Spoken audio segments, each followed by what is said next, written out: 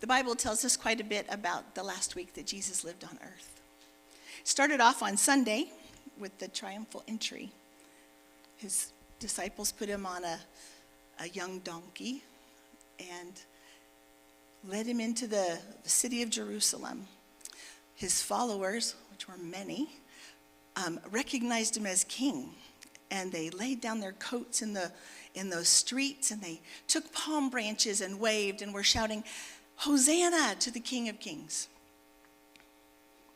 A few days later, on Thursday, Jesus met with his disciples and had a Passover dinner together. Probably a pretty intimate dinner. I think it was just Jesus and the 12 disciples. At least that's what the Bible tells us. You know, there was probably good food and a lot of joking and stories. And I imagine it was a really wonderful time. And throughout the dinner, I'm guessing that Jesus also sprinkled some last words of wisdom. I don't know that his disciples understood that what he was saying was actually instructions that they were going to need to know when he died. During the dinner, he also said that one of them was going to betray him. And he also told Peter, the one he named him the rock, Peter, and that's who he was going to build his church on. And he told Peter that he was going to deny him 3 times before the rooster crowed in the morning. After dinner, Jesus wrapped a towel around himself, got down on his knees, and he lovingly washed the feet of his disciples. What an act of service. I think in a way it was his way of honoring these men that had given up everything to follow him. And I think he was also setting an example for us to lovingly serve people around us. Well, after dinner, Judas got up and left. The rest of Jesus and the other 11 disciples, they took a walk to the Garden of Gethsemane. Probably nice and cool there, quiet. Jesus needed time to talk with his heavenly Father, because Jesus knew what was coming, and he knew that it was going to be hard. It was going to be horrible. And so he asked his disciples to pray with him. When he finished, he even asked at one point, he asked God if there was another way. Like, can you take this from me? But he gave in and he said, "Your will, not mine," because he knew that was his purpose for coming to the earth. After he finished praying, Judas shows up with a mob, with soldiers and officials, and they arrest him. Most of the disciples scattered. Peter kind of hung out a little bit and followed the mob. The officials took him, the soldiers took him to the home of Pilate. Now, this is late at night, but they took him to Pilate's home. Pilate was a regional governor. And the officials of the church, the religious elders, they didn't love Jesus. They were trying to come up with a reason why he should be killed. So they were charging him with blasphemy because he had said that he was the Son of God. So they tell Pilate, here's what we think you should do, and you should kill him. And Pilate interviews Jesus, and he doesn't find any reason to kill him. He can't even find anything to charge him with. So Pilate decides he's going to pass the buck a little bit, and he knows that Herod, the governor of a bigger province, is in town. So he sends Jesus to Herod and let Herod deal with it. So Herod starts interviewing Jesus, and he can't find any reason to charge him with anything. So he sends him back to Pilate. So Pilate, by this time it's morning time, and during this whole time, Peter's kind of following along. And people would come up to Peter, and they would say, "Hey, aren't you one of Jesus' followers?" And Peter would say, No, I don't know that man. On the third time that morning, the third time that he was asked and he denied him, a rooster crowed, just like Jesus had said. And I can't even imagine what Peter must have thought, because the Bible says that Jesus looked over at him. Can you imagine making eye contact after denying him 3 times? Pilate had the opportunity every Passover that he was allowed to free one convict. So he asked the mob, because he decided he didn't find anything worthy of death for Jesus, but these religious people were really getting on him. So he asked the crowd, he said, I can free either Jesus, your rabbi and teacher, or I can free Barabbas. He was a murderer and an insurrectionist. Well, the crowd yells, give us Barabbas. So Pilate says, so what am I supposed to do with Jesus? And the same crowd that was 5 days earlier calling him the King of Kings yelled, crucify him. And so they took off his outer garments, they beat him, they whipped him, they made fun of him, they mocked him, they made a crown of thorns and put it on his head and probably pushed it down pretty hard. I think there was a lot of blood. And Jesus was tired, physically, emotionally, spiritually exhausted. And they asked him, or demanded him, to carry the cross up to the top of the hill, where it's called Golgotha, the place of the skull where they crucified people. Well, he didn't make it. He was so physically exhausted. Someone else had to carry the cross for him. When they got to the hill, they laid the cross down, put Jesus on it, and then drove nails through his wrists and his feet. They had to stand the cross up and then drop it into a hole so it would stand. And that jerking, I just can't even imagine the pain, how awful that must have been. But I think even more awful would be the weight of the sin of every person that has ever lived and is ever going to live put on his shoulder. But that was why Jesus was there, to take that for us. At the end, he said, it is finished. The sky was black and the earth shook, and I think people were quite frightened. Now we know, because we have hindsight and we have the Bible to tell us, that a couple days later, Jesus raises from the dead in all of his glory, and we know that it's amazing on that Sunday morning.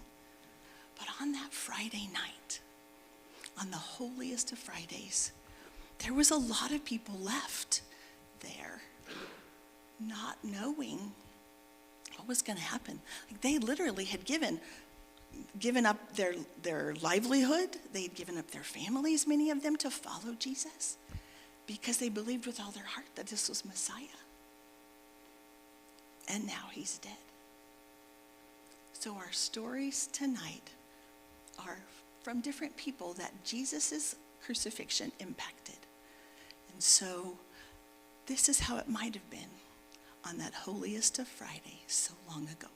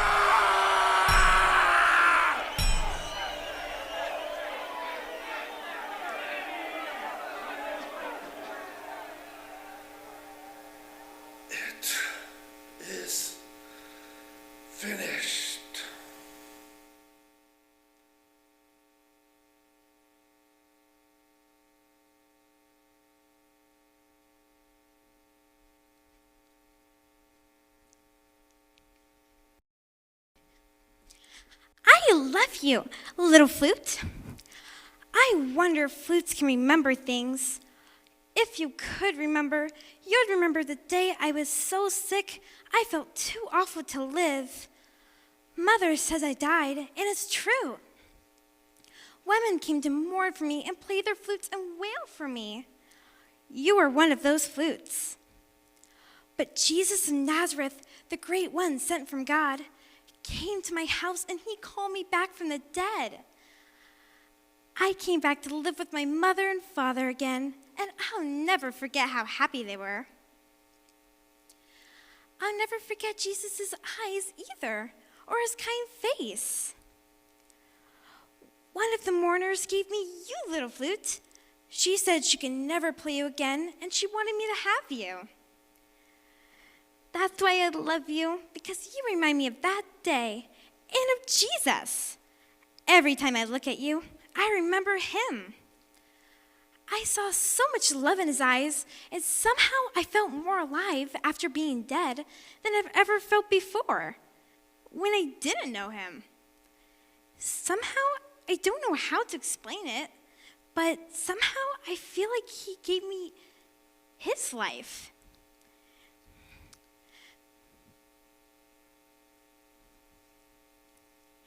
That's why I don't believe what someone told me today. Someone told me that Jesus is dead, that people crucified him. Why would they do that? He was so kind. How could a man who raised me from the dead be dead himself? It doesn't make sense. I don't believe it. Do you? It's not true, is it? But Mother's the one who told me, and she was crying, and she said there was no mistake. She said it was true. I don't want to believe it. I can't believe it. I won't believe it.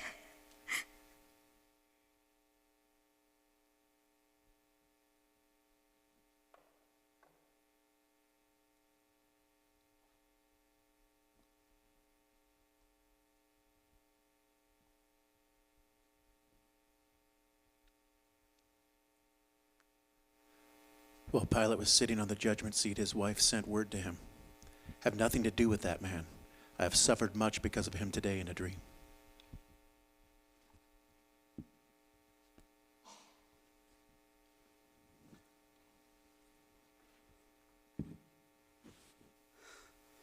Why? Why did he go through with it? I warned him. I told him about the dream I had. Have nothing to do with that righteous man. I told him. But did he listen to me? Of course not. Oh, I'm so afraid. Oh. Common sense tells me I have nothing to fear from the death of a simple Jewish prophet. What is going to happen? What's going to happen to us now? The dream I had, it makes the hair stand up on the back of my neck. Oh, I hope our gods can protect us, because the Jewish God is not pleased with us. No. I must make sacrifices as soon as possible. Yes. But that dream, the God of that dream was beyond anything I ever imagined. I do not know how to appease him. I'm not sure that I'll ever sleep well again. Oh, why? Why didn't my husband listen to me?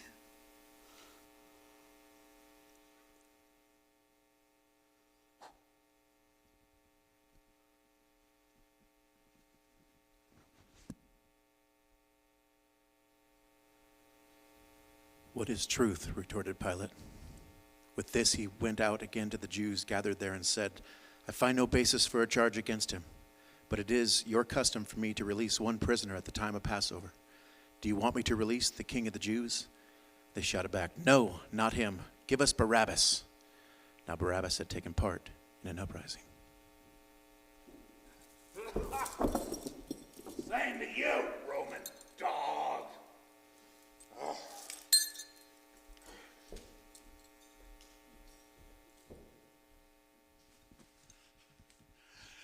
I always knew that Jesus fellow wasn't the real deal. I mean, sure, the miracles were impressive.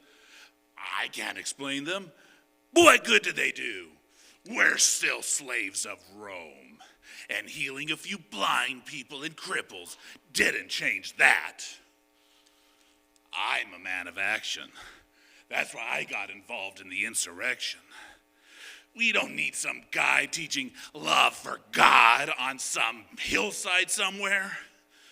We need swords and bloodshed if we want to be free. That's the irony of this, though. I was in prison for murder, and I was guilty of it too. I was ready to die for what I believed in, because I deserved to die. But then they arrested Jesus. I don't know what for. And they set me free. So, I didn't believe Jesus was the Messiah when he was alive, and I was proven right. He's a goner, a failure, a loser. But he got me set free. So I guess he was good for something.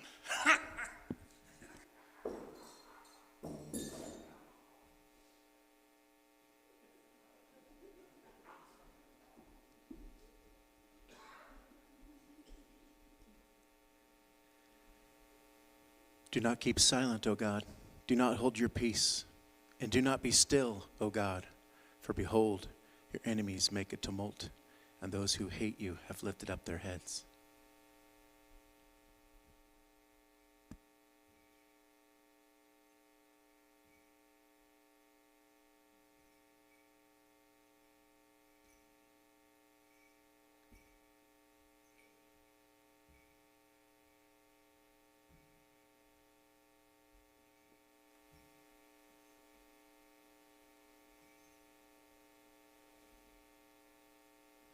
I know how the people of Israel felt all those years ago when the Ark of the Covenant was taken by our enemies.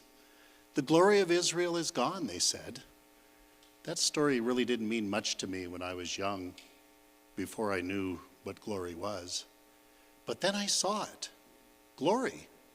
I was a young man working my sheep on the hillsides outside of Bethlehem when glory split the sky. Angels and singing, awe, terror, beauty. There really are no words to tell what it was like.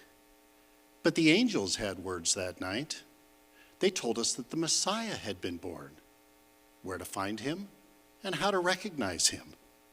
He was swaddled, lying in a feed trough. But after that night, nothing.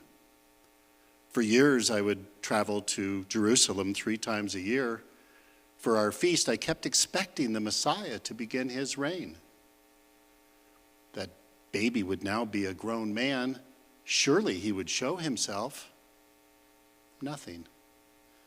But finally, after more than 30 years, I began to hear rumors of a great prophet, of miracles, of wise teachings.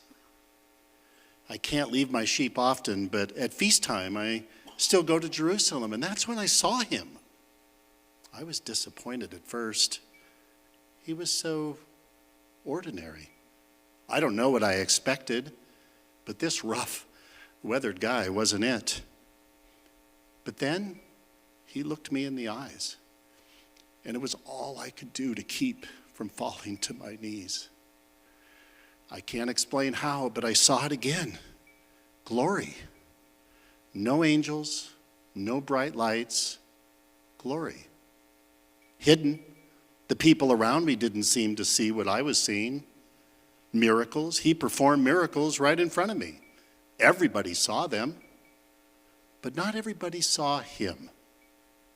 Do you understand what I'm saying? The glory of heaven was in him. A spiritual glory, an indescribable glory. It made me feel known. It filled me up. It fed my soul. It made me feel whole in here. But now it's gone. He's gone. He's gone because we killed him. This is far worse than losing the ark. We could never be forgiven for this. I am so afraid. I keep looking to the skies, expecting God to pour his wrath down on us. We are doomed. Oh, God, have mercy on us. The glory is gone because we murdered him.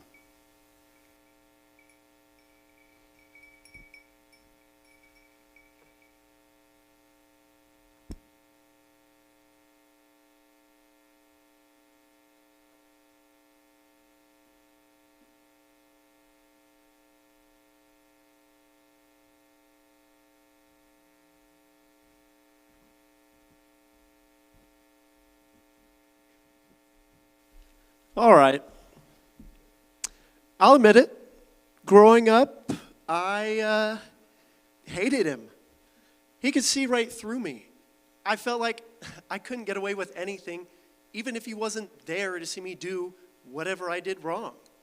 Not that he always tattled to mother or father about it. He didn't, but he just had this way of looking at me. I couldn't help it. I hated him. Can you blame me? Can you imagine having a brother who never, and I mean never, did anything wrong? How I wanted him to. I kept trying to get him to mess up, to be anything less than perfect. Sometimes I even tried blaming him for things, even though I knew Mother wouldn't believe it. Oh, James, you know Jesus didn't do that. Whatever. To be honest, he wasn't even prideful about being so perfect. And I wish he had been. Then maybe I would have had a good reason to feel the way I felt about him. Maybe if he hadn't been my brother, I could have liked him. I don't know. No, I wouldn't have liked him no matter what. I mean, he just up and abandoned our carpentry shop one day, started acting like somebody important, gathering disciples and supposedly healing people, though I never saw that happen. I stayed far away from anywhere he was teaching, except this one time, things were getting so out of hand that even Mother couldn't take it anymore. We went to go try and grab him and haul him home, but we couldn't even get close to him because of all his starry-eyed worshipers. And do you know what he said when someone told him we were looking for him? Still makes my blood boil to even think about it. He asked his followers, "Who is my mother and who are my brothers?" He's lucky I couldn't get to him right then. To say that about me, bad enough. But to say that about Mother, I would have made him regret it. I heard rumors that the Pharisees wanted to try and kill him. And I was kind of glad. Not that I wanted any harm to come to him. Believe me, I didn't. I was just hoping it would scare some sense into him. It didn't. I wanted him to be okay. Really, I did. I wanted him to come back to his senses, come back to the shop, let all these weirdos forget this nonsense and just let the whole thing blow over. But no, he had to go to Jerusalem. I tried to talk him out of it. I knew he might get himself arrested, but I didn't think that they would. Oh, dear God in heaven. I didn't think that he would get himself crucified. And what this has done to Mother, I will never forgive him for doing this to her. To us. Yes, to us. I'll never forgive him for doing this to us. Because today, now that it's too late, I realize that no matter how much I hated him, I loved him.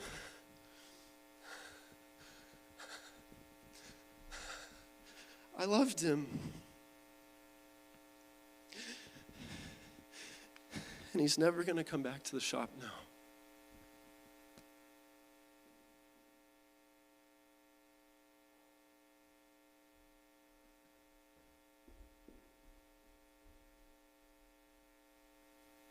I do not know the man. I do not know the man. I do not know the man. I do not know the man. I do not. I don't know the man. I don't know the man. I don't know the man. No.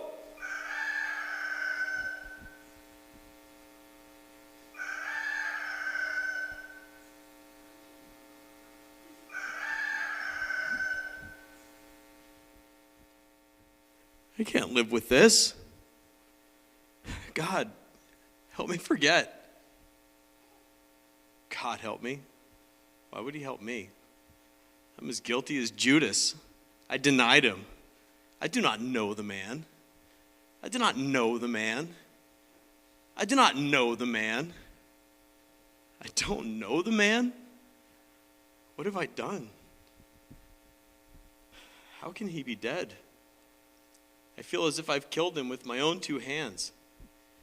These hands that I watched feed thousands as he multiplied the loaves. He wrapped himself in a towel and washed my dirty feet. He called me out to walk on water. I do not know the man. What have I done? He told me I would have a place in his kingdom. He said I was going to sit on a throne, but I would give every throne in heaven just to see him one more time. Never again. Never again. He told me my new name was Peter, the Rock. Well, nobody better call me that again. I'm no rock. I'm just worthless, cowardly Simon. And I have nothing left to live for.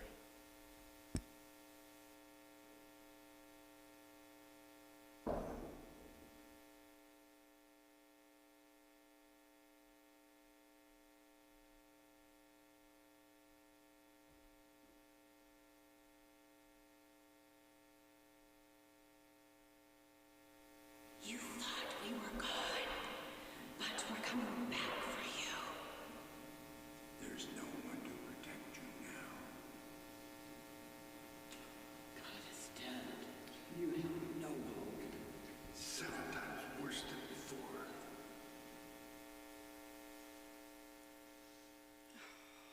Darkness. I can't bear to go back to the darkness. Demons. Oh, dear God, the demons. I can feel them hovering around me. I can almost hear them. But Jesus, oh, my precious Jesus, he cast them out of me. 7 of them. He taught that they would come back if a person was found empty and swept clean. But that didn't worry me. As long as I had Jesus, I could never be empty.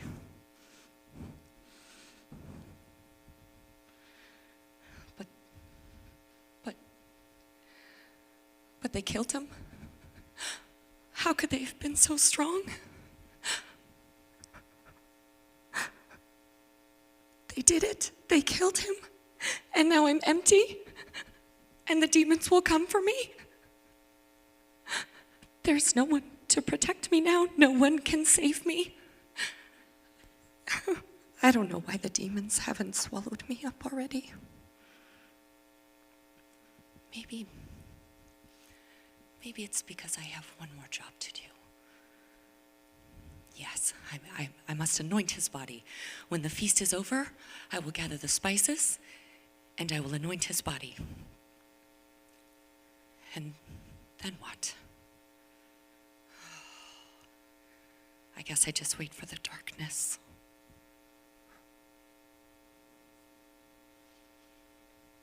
Our Father, which art in heaven, Hallowed be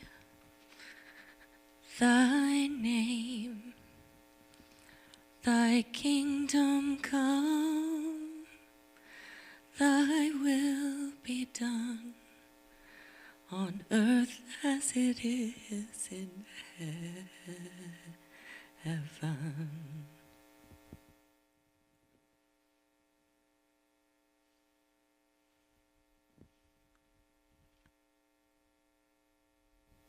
Caiaphas was the high priest that year.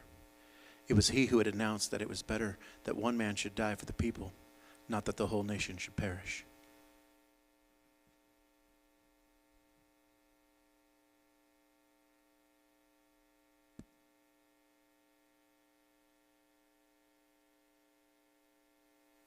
We did it. We did it.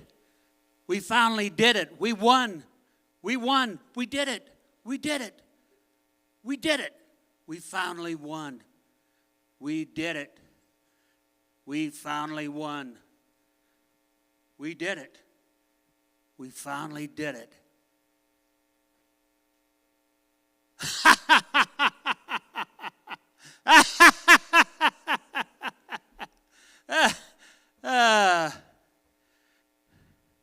We finally did it. No more charlatan. No more madman.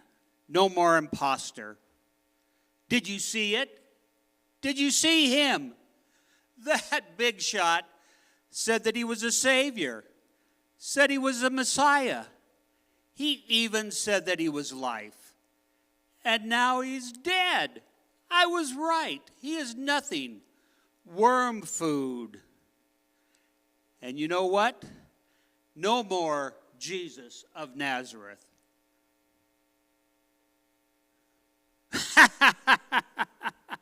And his stupid followers whining and weeping and crying and now hiding like sniveling little rats that they are. Thought they'd rule the world, didn't they? But guess who has the last laugh? Me. Guess who's still in charge? Me. Now I know, some of our numbers were his followers, but I trust that's none of you. But just in case you were fooled, don't worry. I'm in such a good mood tonight that I could be persuaded to go easy on you, provided you were humble, contrite, fully self-loathing as you deserve to be, and honor me as you should, because I am the high priest of the high God.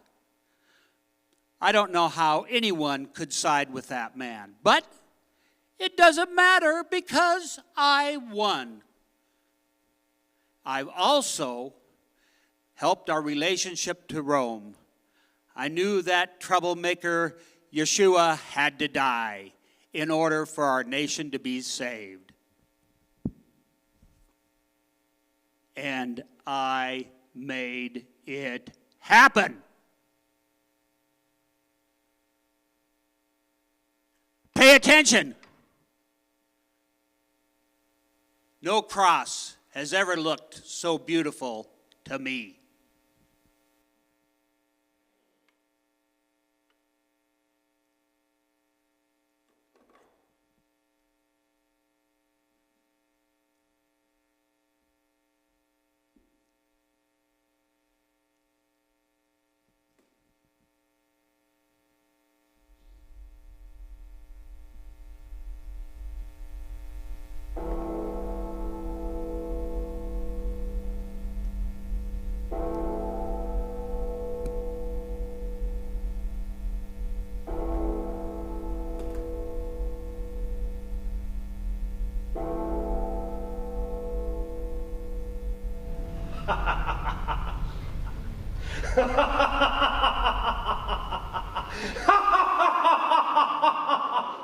Triumph! I will ascend to heaven. I will rise above the heights of the clouds. I will be above the stars of God, and I will set my throne in heaven. I will make myself greater than the Most High.